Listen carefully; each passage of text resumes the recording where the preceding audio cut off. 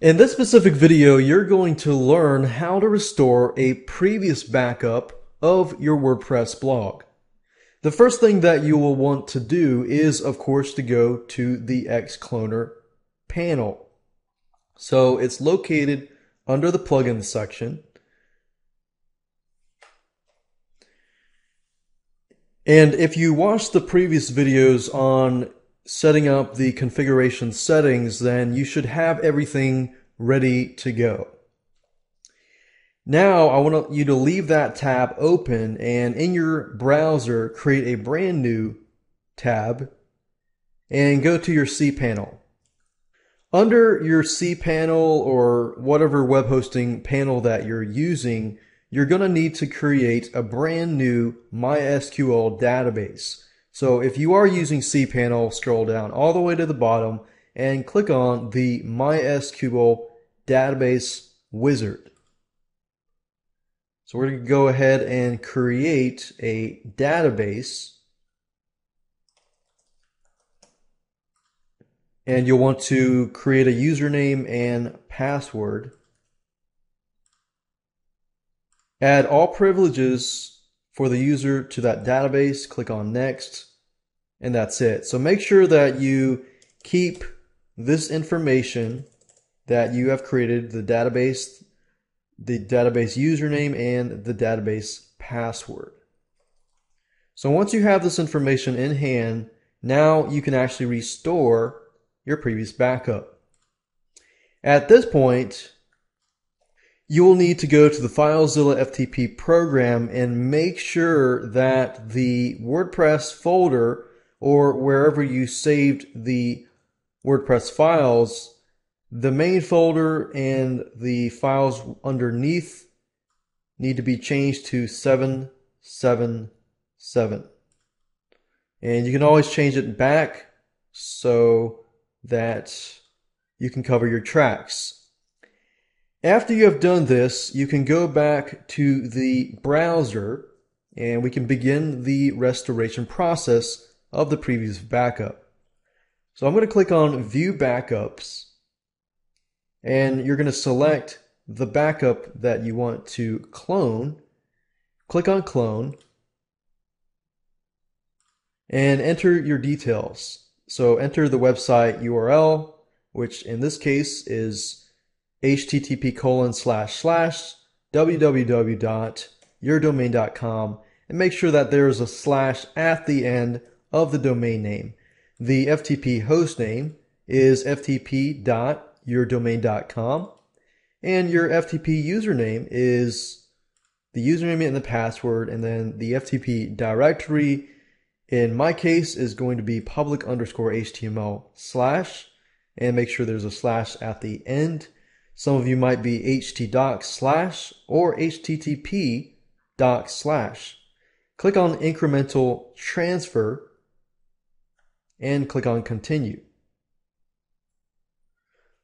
At this point, it'll take several seconds, up to a minute, to move the source file and begin the restoration process. After that, you can click here to continue. And keep in mind that some of you may face some errors, some of you may not, depending on your web hosting situation. If you do run into any errors, WordPress is normally going to tell you, let's say you need to change a permission on a specific folder or a specific file. And if it tells you that, all you need to do is go to FileZilla and change the permissions through that avenue. At this page, all we need to enter is the install directory. In this case, I've installed it under the /green/. The install URL is the same thing, /green/, but in your case, it could be different. So make sure that you choose the right one. And in number 3, you want to choose a backup archive to restore. So I'm going to leave that checked. And the next thing is to enter your MySQL information. MySQL server is normally always localhost The MySQL username is what we copied and pasted earlier, and the MySQL database is copied here as well. Now, some of you might be thinking, well, your MySQL username and database is the same thing. Not really. I just named it the same thing. So just keep in mind that database goes to database, username goes to username. So make sure that you keep track of that. I'm going to enter the MySQL password. And at this point, you can click on the file restore options and you can restore file permissions and so forth and so forth. We're going to leave that blank and as well as this section blank. And we're going to go back here and we're just going to make sure the MySQL database information is here. And we're going to click on Start Install.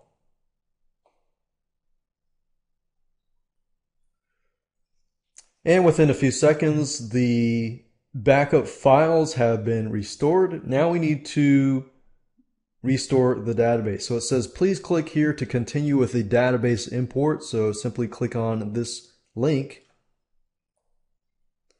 And as you can see, the SQL import is finished and the database has been populated.